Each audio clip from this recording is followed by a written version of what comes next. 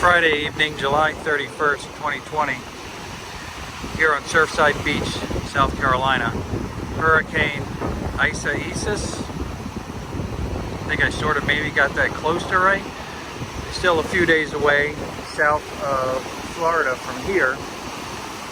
It looks like the waves are starting to churn up maybe just a little bit.